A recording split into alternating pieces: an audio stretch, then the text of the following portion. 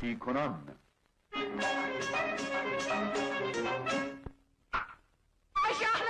شهرت خانم زله شدم من.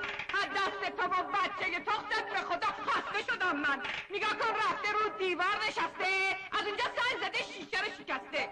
چی بهش بگم مهری خانم جون؟ بچه هست دیگه، یه بچه یه نادون. آرومی که بابا اشتباه کردین، شیشه خودش شکست جون هرچی مردین. ای نیم وجبی دروغ میگم من. اما کاری نکرده بچه من. خودم شاهد بودم. نبودی؟ با این چشام دیدم. ندیدی؟ ای داد فریاد زده شیشه رو شکسته.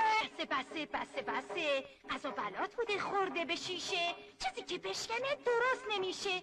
حالا بفرمایین برای آشتی سماور بذاریم کنار هشتی.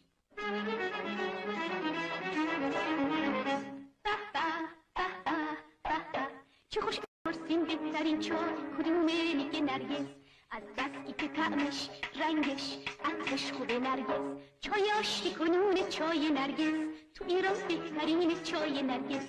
چای نرگس، چای دلخواه همه. کی غایبه؟ من کجا بودی؟ رفته بودم سس ساندویچ محرام بیارم.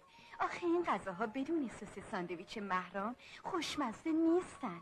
حالا سس ساندویچ محرام را روی ساندویچ یا غذای دلخواهتان بگذارید و میل کنید.